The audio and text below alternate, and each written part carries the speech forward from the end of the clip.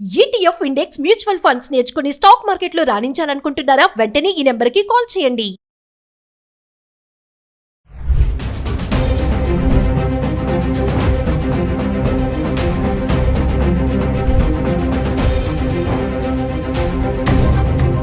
Hello viewers, welcome back to our channel. ప్రస్తుతం మనతో పాటు ఉన్నారు ఎంఎన్సీ ఎగ్జిక్యూటివ్ 25 ఇయర్స్ నుంచి అమెరికాలో ఉంటున్నటువంటి వీరభద్ర సార్ గారు. సార్తో మాట్లాడదాం ప్రెసెంట్ అమెరికాలో సిచ్యువేషన్ ఎలా ఉంది అనేది. ఈరోజు చూసుకుంటే మరి 8 లక్షల మందిని ట్రంప్ గెట్అవుట్ అంటున్నాడు. చాలా మందిని రిటర్న్ పంపించేస్తున్నారు, మిలిటరీ ఎయిర్ క్రాఫ్ట్ బుక్ చేసి కూడా. మరి ఒక్కసారి సార్తో మాట్లాడదాం. మరి అక్కడ ఉన్నారు కాబట్టి అక్కడ ప్రెసెంట్ సిచ్యువేషన్ ఏంటి, మన వాళ్ళు ఎలాంటి ఇబ్బందులు పడుతున్నారు అనే దానిపైన. నమస్తే సార్. నమస్తే అమ్మా. సార్, అమెరికాలో H1B వీసాతో సెటిల్ అవ్వాలి అంటే ప్రాసెస్ ఎలా ఉంటుంది? అంటే H1B వీసా ఉంటే సెటిల్ అయిపోవచ్చు అక్కడ అంటే ఏం చెప్తారు సార్? ఇప్పుడు కొన్ని మాటలు మనము చాలా లూజ్గా వాడుతూ ఉన్నాయి. ఎవరైనా సరే మీ ఆడియన్స్ చూసేవాళ్ళు, ఫస్ట్ ఆఫ్ ఆల్ సెటిల్ అవడం అంటే ఏంటి? ఫిజికలీ స్టే చేయడమా, ఫినాన్షియలీ ఎస్టాబ్లిష్ అవ్వడమా, లేకపోతే ఒక ఉద్యోగంలో లాంగ్ టైంలో ఎంగేజ్ అవ్వడమా, ఏంటి? సో H1B అన్నది is just your visa status. H1B జనరల్గా for the long maximum period of 6 years ఇస్తారు. మధ్యలో ఒక 3 years తర్వాత రెన్యువల్ చేయాలి. అలానే H1B అనేది ఎంప్లాయర్ స్పాన్సర్డ్ వీసా. ఒక ఎంప్లాయరు నేను నా ప్రయత్నాలు నేను చేసి లోకల్గా ఉద్యోగుల కోసం వెతికితే నాకు కావాల్సిన స్కిల్ అండ్ ఎక్స్పీరియన్స్ ఉన్నవాళ్ళు దొరకలేదు కాబట్టి నేను H1 ఫైల్ చేస్తున్నా అని ఒక అండర్టేకింగ్ ఇచ్చి, ఎఫిడవిట్స్ ఇచ్చి, దానికి తగ్గట్టుగా తను చేసిన ఎఫర్ట్స్ ఏంటి, మినిమం 3 months ఎంతో పబ్లిష్ చేసి, ఎన్ని రెజ్యూమ్స్ వచ్చాయి, ఎంతో ఫిల్టర్ చేసాము, ఇవన్నీ ప్రూవ్ చేయాలి అది ఆ కంపెనీ. అప్పుడు వాళ్ళు ఫైనల్గా H1 ఫైల్ చేస్తారు. ఆ H1లో ఎవరన్నా నాలాంటి వాడు వచ్చాడు అనుకుందాం. వస్తే నేను అక్కడ జాబ్ చేస్తాను. మళ్ళీ అగైన్ లాస్ట్ టైం మీకు చెప్పాను, there is nothing called a job in America. Everything is temporary, everything is project oriented. So మనము ఒక ప్రాజెక్ట్కి వాళ్ళు హైర్ చేసినట్టయితే అది 3 నెలల, 6 నెలల, సంవత్సరమా ఆ ప్రాజెక్ట్లో మనం వర్క్ చేస్తాం. ఒకవేళ లాంగర్ ప్రాజెక్ట్స్ ఉన్నాయి, లాంగ్ టైం నడిచే ఎంగేజ్మెంట్స్ ఉన్నాయి, లేదంటే ఒక ప్రాజెక్ట్ నుంచి ఇంకో ప్రాజెక్ట్కి, ఇంకో ప్రాజెక్ట్ నుంచి ఇంకో ప్రాజెక్ట్కి, అట్లా అదే ఎంప్లాయర్ దగ్గర మీరు 3 ఏళ్ల పాటు కంటిన్యూ అయ్యారనుకుందాం. అప్పుడు 3 ఏళ్ల తర్వాత all you have to do is get your H1 renewed. ఆ రెన్యువల్ మళ్ళీ అప్రూవ్ రాగానే జనరల్గా మన పిల్లలు చేసేది ఏంటంటే ఇండియాకి వచ్చి స్టాంపింగ్ చేయించుకొని మళ్ళీ వెనక్కి వెళ్తారు కదా. అది ఇండియాకే రావక్కర్లా, వేరే వేరే మెథడ్స్ కూడా ఉన్నాయి. అసలు యాక్చువల్గా మీరు స్టాంపింగ్ చేయాల్సిన అవసరం కూడా లేదు మీకు. Stamping is only for the purpose of travel తప్ప మీరు విత్ ఇన్ ద కంట్రీ ఉంటే అదే కాగితం మీద మీరు అన్ని పనులు చేసుకోవచ్చు. కానీ చాలా మటుకు మన వాళ్ళందరూ అనుకునేది ఏంటంటే రెన్యువల్ అయింది కాబట్టి నేను ఇండియాకి వెళ్ళాలి, దీన్ని స్టాంపింగ్ చేయించుకుని రావాలి వస్తారు. ఓకే, వచ్చారు. వచ్చిన తర్వాత మళ్ళీ అనదర్ 3 years కంటిన్యూ అవుతుంది. అలానే ఒకవేళ అదే ఎంప్లాయర్ మీకు మళ్ళీ వేరే ప్రాజెక్ట్లో పెట్టి వేరే ఎంగేజ్మెంట్స్ ఇచ్చి మీకు కంటిన్యూ చేశాడు అనుకోండి, అక్కడే మీరు 6 ఏళ్ల పాటు సెటిల్ అవ్వచ్చు. సెటిల్, అది దట్స్ వన్ వే మనం సెటిల్ అంటాం. But it's again temporary for 6 years. ఈ లోపు green card, permanent residency process ఒకవేళ అదే ఎంప్లాయరు ఆయన దయా కరుణం ఉంటే బాగుంటే ఏం చేస్తాడంటే they will initiate green card process. మళ్ళీ అక్కడ లేబర్ సర్టిఫికేషను అన్నీ వాళ్ళు వెళ్తారు. వెళ్ళి గ్రీన్ కార్డ్ కోసం అని చెప్పి again H1 or labour certification, then I-140, then eventually permanent residency or adjustment of status అంటారు దాన్ని, గ్రీన్ కార్డ్. సో అది మళ్ళీ ఒక ప్రాసెస్. అది 6 ఏళ్ళు అయిపోయిన వాడికి ఈ లేబర్ సర్టిఫికేషన్ I-140 కూడా కంప్లీట్ అయి ఉన్నట్టయితే వాళ్ళు ఎవ్రీ 2 years, ఎవ్రీ 1 year మీకు రెన్యూ చేసుకుంటూ ఉండొచ్చు. ఆటోమేటిక్గా అప్రూవ్ కూడా చేస్తారు. అది గ్రీన్ కార్డ్ వచ్చేంత వరకు, అంటే మన టర్న్ వచ్చేంత వరకు ఇది రెన్యూ చేసుకుంటూ అక్కడ ఎక్స్టెండ్ చేసుకుంటూ ఉండొచ్చు. అంటే H1B వీసా ఉన్న వాళ్ళకి గ్రీన్ కార్డ్ ఈజీగా వచ్చేస్తుంది సార్? ఈజీ ఏది లేదు. ఇప్పుడున్న స్టాటిస్టిక్స్ ప్రకారం కొన్ని స్టేటస్లో గ్రీన్ కార్డ్ కావాలంటే మీరు 70 years, 60 years వెయిట్ పీరియడ్ ఉందన్న. అంటే మన లైఫ్ టైంలో అది రాదు. సో అమెరికాకి వెళ్ళి సెటిల్ అంటే ఇదే. సో స్టేటస్లో స్టేటస్ నన్ను ఇక్కడి నుంచి ఉద్యోగం లేకపోయినా బయటికి పంపించరు అనే స్టేటస్కి రావడం అంటే గ్రీన్ కార్డ్ తెచ్చుకోవడం. గ్రీన్ కార్డ్ వస్తే now you are settled physically in America. Physically economically which is job ఏదైనా ఉందా లేదా మీకు. ఆ జాబ్స్ ఇంత ముందు కూడా మీకు చెప్పాను నేను, అన్నీ టెంపరీ ఉంటాయి, కొన్ని మాత్రమే కార్పొరేట్ జాబ్స్ ఉంటాయి. ఇప్పుడు నేను ఒక పెద్ద కంపెనీకి వర్క్ చేస్తున్నా. So there is a sense of security. It's not like వాళ్ళు ఏదో ఫైర్ చేయడానికి కాదు, వాళ్ళకు కూడా బుక్స్ తారుమారయ్యి ప్రాఫిట్స్ తగ్గినప్పుడు, మార్కెట్ ప్రెషర్స్ ఉన్నప్పుడు, లేదంటే ఇప్పుడు ట్రంప్ చేసే హంగామా చూసినప్పుడు వాళ్ళకు కూడా భయానికి వాళ్ళు ఏం చేస్తారు, దే కట్ డౌన్. లేకపోతే కంపెనీ డైరెక్షన్ మారుతుంది. రీసెంట్గా గూగుల్ అన్నది all hardware and platform guys will let you go. ఎందుకంటే గూగుల్ వాళ్ళ డైరెక్షన్ మారుస్తున్నారు కాబట్టి. సో అలాంటప్పుడు గూగుల్ అనే పెద్ద కంపెనీలో 1,00,000 మంది ఉన్న కంపెనీలో మీకు ఒక పాకెట్ ఆఫ్ డిపార్ట్మెంట్స్ని ఎలిమినేట్ చేస్తే ఆటోమేటిక్గా జాబ్స్ పోయినాయి. సెటిల్ అన్నది ఏం లేదు అక్కడ. ట్రంప్ ఇప్పుడు అంటున్నాడు కదా సార్, సెటిల్ అవ్వడానికి అమెరికా రాకండి అని అయితే ఒక స్టేట్మెంట్ ఇస్తున్నారు కదా, అది ఎవరికి వర్తిస్తుంది? నేను అదే చెప్తున్నాను నేను. మీరు ఆ ట్రంప్ అన్నాడా లేదా వదిలేసేయండి, ఆయన చాలా మాట్లాడాడు. సెటిల్ అవ్వడం అన్నది ఇట్స్ ఎ పాసిబిలిటీ. H1B నుంచి మీరు I-140 తర్వాత ఈవెన్చువలీ గ్రీన్ కార్డ్ వచ్చి అక్కడ మీరు ఉండొచ్చు. అట్ ద సేమ్ టైం ఆ ఉంటున్న టైంలో మీకు ఒకటే ఉద్యోగంతో 20 ఏళ్ళు 10 ఏళ్ళు 25 ఏళ్ళు ఉండే ఛాన్స్ లేదు. అమెరికానే కాదు, ఈవెన్ ఇండియా కూడా మీరు ఈ రోజున చూస్తే మీకు గవర్నమెంట్ ఉద్యోగాలు లేకపోతే బ్యాంక్స్ ఇలాంటివి ఏమన్నా, అది మీరు ఎక్కడ జాయిన్ అయితే అక్కడ సెటిల్ అయిపోవచ్చు. కానీ మిగిలినవన్నీ ఐటీ జాబ్స్ అన్నీ కూడా then are permanent jobs. Anybody can be laid off any time. 2 weeks notice ఇవ్వాలి వాళ్ళు అంతే. ఆర్ మేబీ ఇండియాలో నోటీస్ టైం ఎక్కువ ఉందేమో, బట్ నోటీస్ ఇచ్చేసి వాళ్ళు లే ఆఫ్ చేయొచ్చు. వాళ్ళు nothing holds them back. There is no protections under the law. Present ఇప్పుడు ట్రంప్ H1B వీసా దాంట్లో కూడా మార్పులు చేస్తున్నామని చెప్పి అంటున్నారు కదా సార్, ఏమన్నా మార్పులు జరిగాయి అనుకుంటున్నారా? యాక్చువల్గా ట్రంప్ అండ్ ఈలాన్ మస్క్ వీళ్ళు ఈ బ్యాచ్ అంతా they are more in favour of H1B. వాళ్ళకి డిజైర్ ఉంది దీన్ని H1B ప్రోగ్రామ్ని మరింత ఎఫిషియెంట్గా చేయాలి, ఇందులో ఉన్న లూప్ హోల్స్ ఏవైతే ఉన్నాయో వాటిని కంట్రోల్ చేయాలి.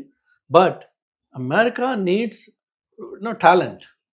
అందులో there is no second thought about. So ఆ టాలెంట్ అనేది ఏమవుతుంది, ఎక్కడి నుంచి వస్తుంది? మెయిన్గా there either Indians or Chinese or Philippine.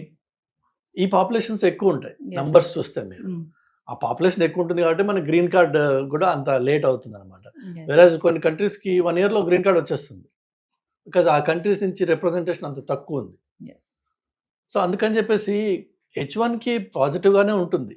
In future issues ఇంకా డెవలప్ అవుతాయి, పాజిటివ్నెస్ బాగుంటుంది. కానీ వాళ్ళకి గ్రీన్ కార్డ్ రావడం అనేది అది ట్రంప్ ఒక్కడి వల్ల అయ్యే పని కాదు. అది కాంగ్రెస్లో లీగల్ ఏదైతే ఉందో స్టేటస్ మార్పిడి లేకపోతే గ్రీన్ కార్డ్స్ కోటా మేనేజ్మెంట్ ఏదైతే ఉందో దానికి నేను అమెరికాకు వెళ్ళినప్పటి నుంచి క్యాంపెయినింగ్ నడుస్తుంది, ఇన్ఫ్లుయెన్సెస్ నడుస్తున్నాయి, బిల్స్ వస్తున్నాయి.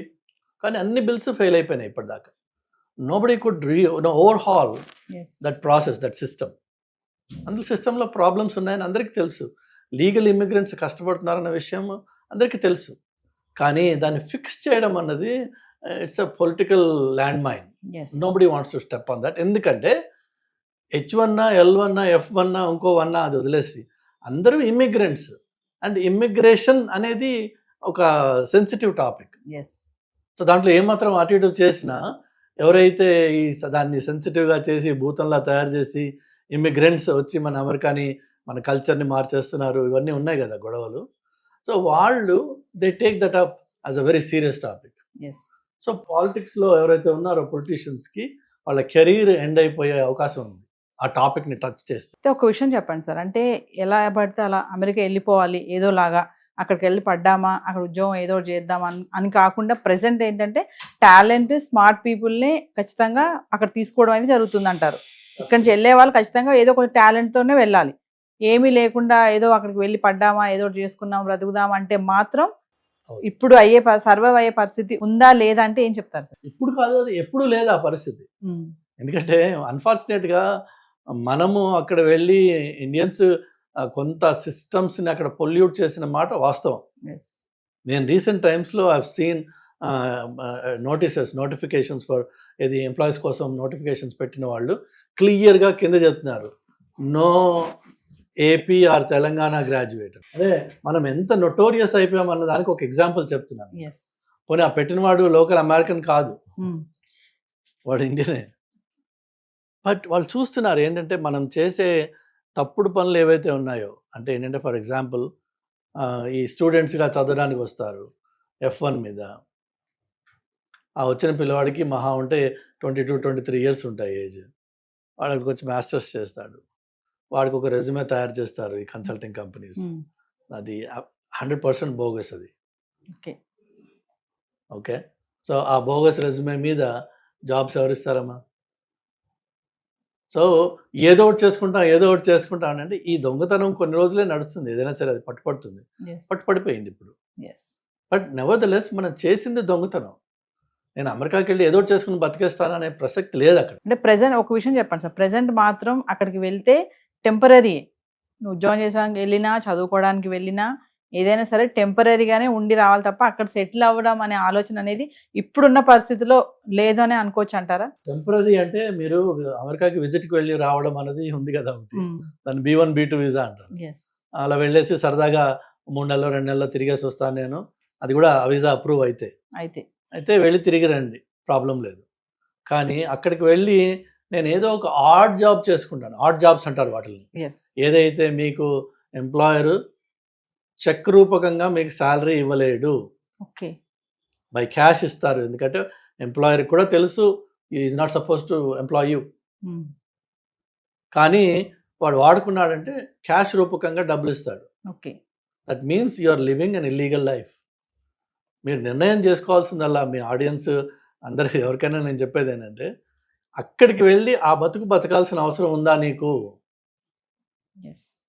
అక్కడికి వెళ్ళి అంత హీనంగా ఏ మెక్డానల్డ్స్లోనో లేదంటే ఏ ఇండియన్ రెస్టారెంట్లోనో నలుగురికి సర్వ్ చేయడమో, లేదంటే గిన్నెలు కడగడమో, లేదంటే స్టోర్స్లో పనిచేయడమో అర్ధరాత్రి అపరాత్రి, అక్కడ ఉండే ఆ రిస్కులు ఉన్నాయి.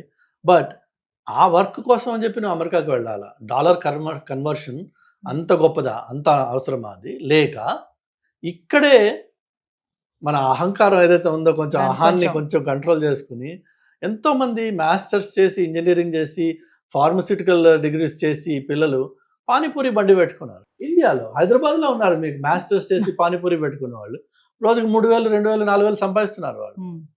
తప్పేంటి అందులో? కానీ మనకేంటంటే డిగ్నిటీ ఆఫ్ లేబర్ అని చెప్పి ఒకటి ఇండియాలో ఇక్కడ ఉంది. అదంతా నేను చేస్తా, ఇదంతా నేను చేస్తా అక్కర్లా. నువ్వు ఏదైనా సరే, ఏ పనైనా సరే, ఫస్ట్ ఆఫ్ ఆల్ నీ సెల్ఫ్ రెస్పెక్ట్ మెయింటైన్ చేసుకుని నువ్వు పని చేసినట్టయితే అది నీకు గర్వంగా ఉంటుంది, ధైర్యంగా ఉంటుంది. నువ్వు దొంగతనంగా బతకాల్సిన అవసరం లేదు. అక్కడ మీకు డ్రైవర్స్ లైసెన్స్ రాదండి మీకు స్టేటస్ లేకపోతే, which means you can never drive. వేరే వాళ్ళ కారులో అయాపా అని అడుకుని తిరగాలి తప్ప యూ కెన్ నెవర్ డ్రైవ్. ధైర్యంగా మీరు ఒక ఫ్లైట్ ఎక్కి వెళ్ళలేరు, ఎక్కడ ఎవడు నేను స్టేటస్ చెక్ చేస్తాడు. అంత దొంగగా ఉండాలి. అంత ఉండాల్సిన అవసరం ఉందా? అన్ఫార్చునేట్ ఏంటంటే నాకంటే ముందు 10 మంది వెళ్ళారు, వాళ్ళందరూ అక్కడ ఉన్నారు, వాళ్ళు సెటిల్ అయిపోయారు, నేను కూడా వెళ్తా అక్కడికి. ఈ పక్కవాడిని చూసుకుని మనకి అది ఆ ఇచ్చి మొదలవడం తప్ప, అందులో అక్కడికి వెళ్ళాక తెలుస్తుంది వాడు ఎంత దరిద్రంగా అక్కడ ఉంటున్నారు అనేది. ఒక్కొక్క అపార్ట్మెంట్లో 4-3 ఉండాల్సిన అపార్ట్మెంట్లో 8 మంది 10 మంది ఉంటారు. కొన్ని చోట్ల అయితే రాత్రి షిఫ్ట్ సగం మంది పనిచేస్తారు కాబట్టి వాళ్ళ బెడ్స్ వాళ్ళు వాడుకోవడానికి ఈ డే షిఫ్ట్ వాడు అపార్ట్మెంట్లో ఉంటాడు. ఒక రోజున వాడు బ్రేక్ తీసుకుంటే వాడికి పడుకోవడానికి చోటు ఉండదు. అతి హీనంగా ఉంటుంది పరిస్థితి. అక్కడికి వెళ్ళి అంత హీనంగా ఉండాల్సిన నీకు కర్మ ఉంది, నాకు వేరే ఏమీ అవకాశాలు లేవు ఇక్కడ అంటే గాడ్ ఈజ్ గ్రేట్. కానీ అంత దరిద్రాన్ని అక్కడ ఉన్నవాడు నీకు చెప్పడు, ఆ విషయం చెప్పరు. వాడేమో అమెరికా 4 బిల్డింగ్స్ బొమ్మలు చూపిస్తే ఇదే అమెరికా అనుకుంటావు. ఆ బిల్డింగ్స్ ఉన్నది ఓన్లీ న్యూయార్క్ సిటీ డౌన్ టౌన్లో మాత్రమే ఉన్నాయి, or maybe Chicago, or maybe LA. But the rest of America is actually wide open green space. గట్టిగా అరిస్తే పక్కింటి వాడు పిలిపి మనకి కనిపించని పలకని ఇంత దూరంలో ఇళ్ళు ఉంటాయి కొన్ని చోట్ల. ఒంటరితనంతో చచ్చిపోతుంటారు అక్కడ. సో అక్కడికి వెళ్ళి నాకు అంటే వేరే వాళ్ళు చెప్పిన వాటి విషయాలు అవి విని మభ్యపడి అక్కడికి వెళ్ళే బదులు ఫ్యాక్ట్ చెక్ చేయండి. What is the reality on the ground. Present sir H1B visa tight అవుతుంది, టైట్ చేస్తున్నాడు ట్రంప్ అంటే ఏం చెప్తారు ఓవరాల్ గా? టైట్ లూజ్ అంటే ఏం లేదండి, మనకి ప్రాపర్ క్వాలిఫికేషన్ ఉంది. నెంబర్ 1 క్వాలిఫికేషన్ ఉంది. నెంబర్ 2 వీసా ఇంటర్వ్యూకి వెళ్ళినప్పుడు ఆయన అడిగే మినిమం ప్రశ్నలకి నేను ఇంగ్లీష్లో జవాబు చెప్పగలనా లేదా. అలా ఇది వాళ్ళు 100 ప్రశ్నలు వేయరు కదా, అది ఇంటర్వ్యూ కాదు, అది 3 or 4 ఉంటాయి. వాళ్ళు అదే మెతుకు ముట్టుకున్నట్టే, మొత్తం ఒక అన్నంలో చేయబెట్టట్లేదు కదా. ఆ 3 మెతుకుల్లో మీకు అది ఇది పాడైపోయింది అన్నం రా అని చెప్పి వాడికి తెలిసిపోతుంది. అలా కాదు, మీ దగ్గర సరుకు ఉంది. If you are talented you should definitely try. America is one country where if you are talented your opportunities are endless. కానీ ఇక్కడ నువ్వు చదివిందే వానాకాలపు చదువు, అక్కడికి వెళ్ళి ఏం చేస్తావు పరిస్థితి. దయచేసి నా సలహా ఏంటంటే work on yourself first, be good at some subject, take whatever it is hot ఏదైతే మార్కెట్లో ఉందో, అది ఏఐనా, డేటానా, ఎంఎల్ఆ, ఏదైనా సరే ఒక టాపిక్ తీసుకోండి, దాని మీద పని చేయండి, దాని మీద గట్టిగా ఫౌండేషన్ బేస్ చేసుకోండి, క్రియేట్ చేసుకోండి. దెన్ కమ్యూనికేషన్ మీద వర్క్ చేయండి. Communication, be able to express yourself and explain what you know. నాకు తెలుసు, నువ్వు ముందు జాబ్ ఇచ్చే నేను చేసి చూపిస్తా అంటే ఎవడివ్వడు, కానీ నాకు తెలుసు అన్న విషయాన్ని నేను చెప్పుకోగలగాలి.